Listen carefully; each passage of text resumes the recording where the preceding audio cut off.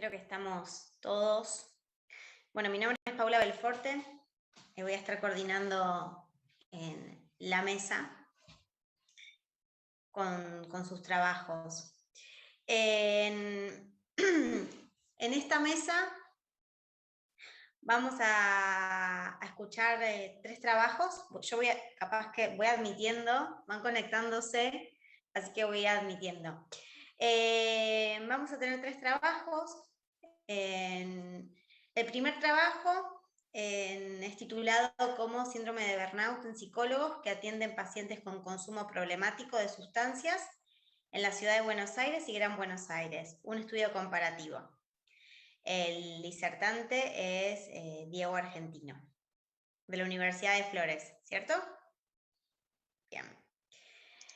Segundo trabajo que tenemos en la mesa de hoy es titulado como Violencias Institucionales, las redes LGBT, y es un trabajo presentado por 3 disertantes: Sofía Brenda González, Juan Marcelo Silva y Eric Gastón Navarro.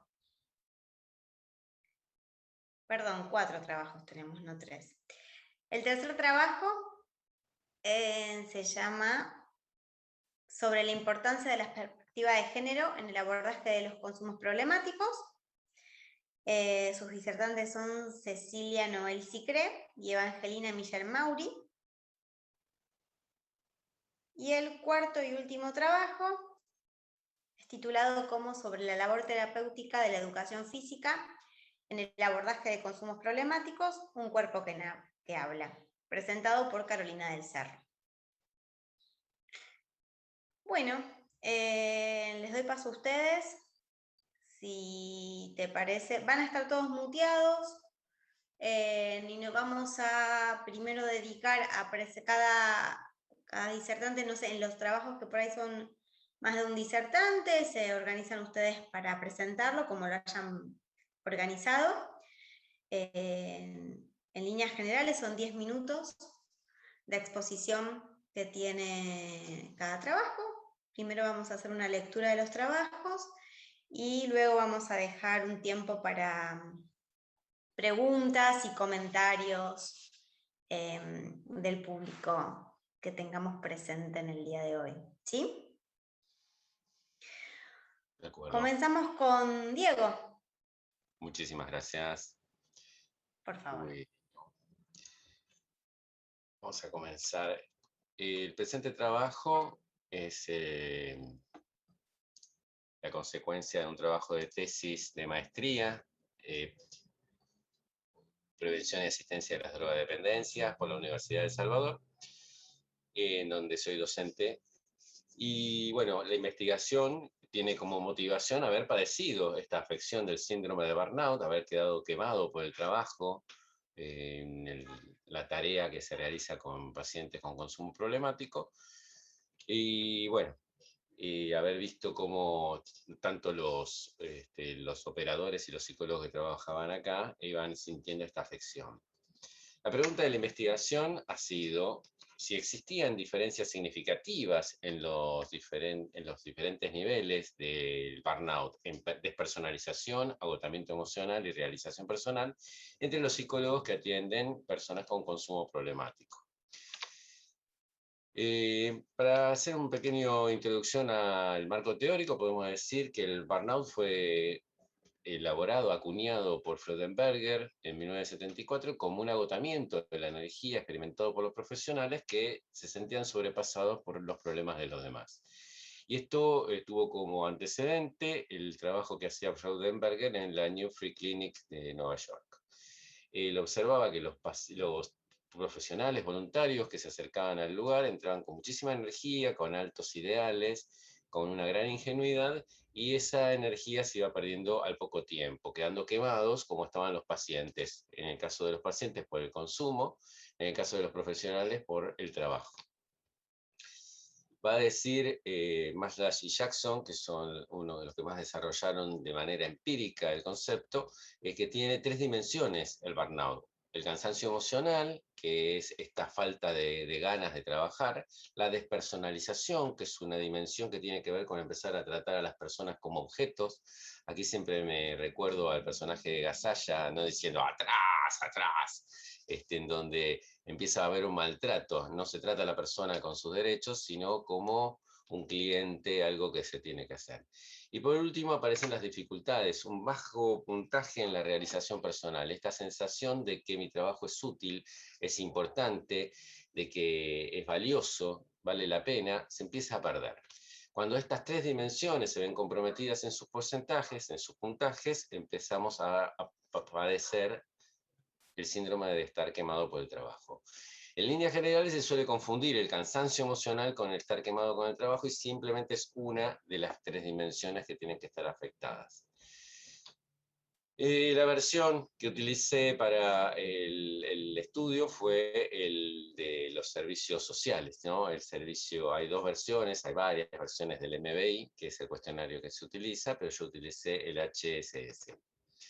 Los síntomas que se suelen tener a nivel burnout tienen que ver con lo afectivo, con lo actitudinal conductual, con lo somático, diferentes tipos de afecciones que van mostrando un empeoramiento en la calidad de vida.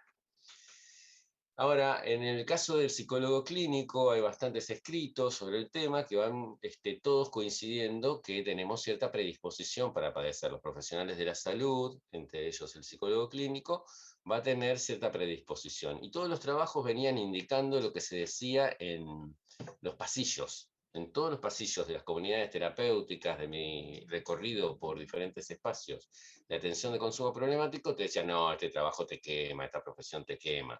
¿Mm? Y bueno, varios autores iban a coincidir con esto, ¿sí? Diferentes tipos de estudios y de teorías iban planteando que sí, que este es un trabajo que se expone uno a un riesgo muy grande de inestabilidad emocional, son pacientes con riesgo, con impulsividad, con riesgo suicida, entonces realmente había muchos factores de riesgos que se mencionaban de que empeoraban nuestra calidad de vida a nivel que trabajábamos. Pero no había una investigación que coincidiera con esto en Argentina, que pudiera decir, sí, el que trabaja con el psicólogo que trabaja en consumo problemático tiene más burnout que el que trabaja con otro tipo de patología. Entonces, el objetivo general de mi investigación tuvo que ver con identificar si había diferencias en las dimensiones del burnout o el burnout propiamente dicho entre los psicólogos que trabajaban con consumo problemático del que no lo hacían. Y los objetivos específicos tenían que ver con identificar si los niveles de cada una de estas dimensiones eran diferentes entre estos grupos. La hipótesis iba a ser de que sí, de que iba a ser diferente, de que los terapeutas que trabajaban con consumo problemático tenían peores performance. El diseño de la investigación fue cualitativo, exploratorio descriptivo, de corte transversal. Se realizó antes de la pandemia y los participantes fueron convocados a través de redes sociales, WhatsApp, de boca en boca, y llenaron formularios de manera digital, virtual, a través de SurveyMonkey. Conté con 163 sujetos que respondieron a la encuesta y eran nada más que psicólogos clínicos que trabajaban en Ciudad de Buenos Aires, en Gran Buenos Aires, lo que se suele denominar AMBA.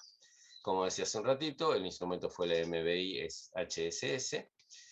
Y el procedimiento tuvo que ver con pedirle algunos datos a través de esta modalidad virtual sociodemográficos y que llenen el cuestionario. La confiabilidad tuvo niveles aceptables en la muestra. La normalidad solamente se presentó en realización personal, no en las demás dimensiones.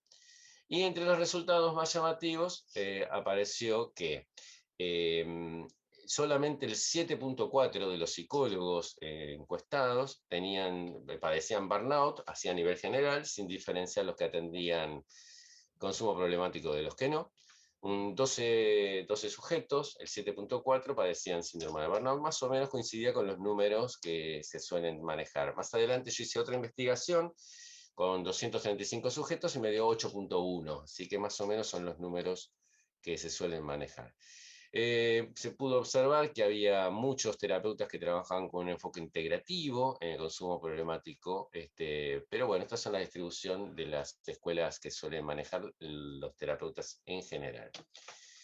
En función del sexo y la condición de realizar tareas terapéuticas con consumo problemático, se observó que había, a pesar de que los varones somos más o menos el 20% del grupo de psicólogos, había un gran porcentaje de varones que trabajaban en adicciones respecto de los que pasaba con las mujeres.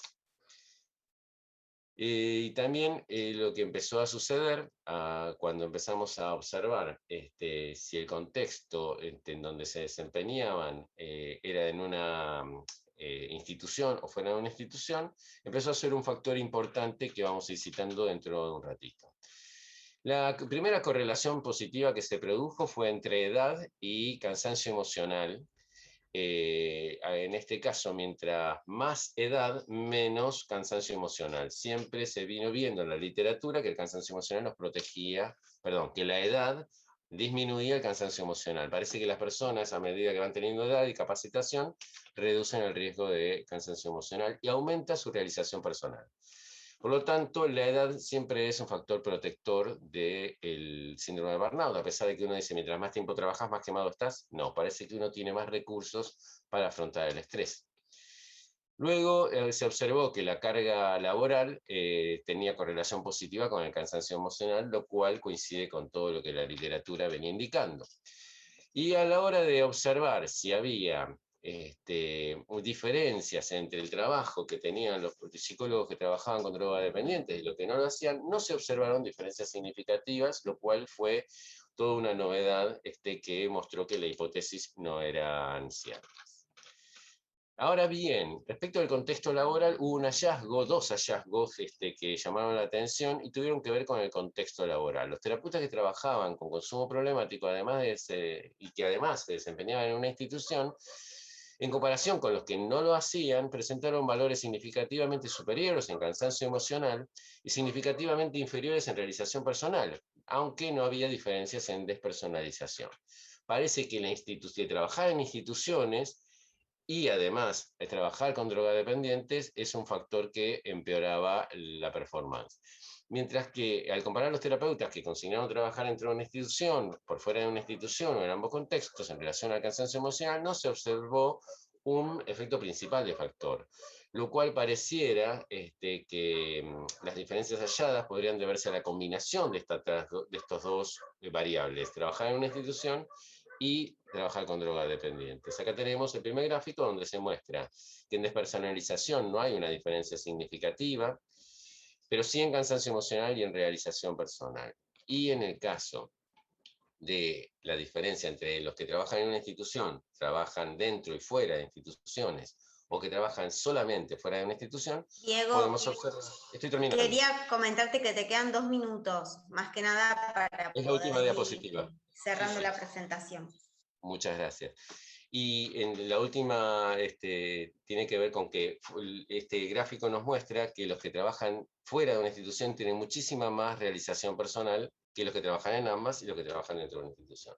Por lo tanto, a nivel de conclusiones, lo que pudimos observar es que no existe relación significativa entre atender drogodependientes y las diferentes dimensiones del burnout, pero los que trabajan en instituciones y atienden drogodependientes tienen elevados sus niveles de realización, de cansancio emocional y disminuidos los de realización personal. Y también se pudo observar que la edad de terapeuta era un factor protector, tanto en realización personal como en cansancio emocional, pero que lo que ya se sabía, la carga laboral aumentaba los niveles de cansancio emocional.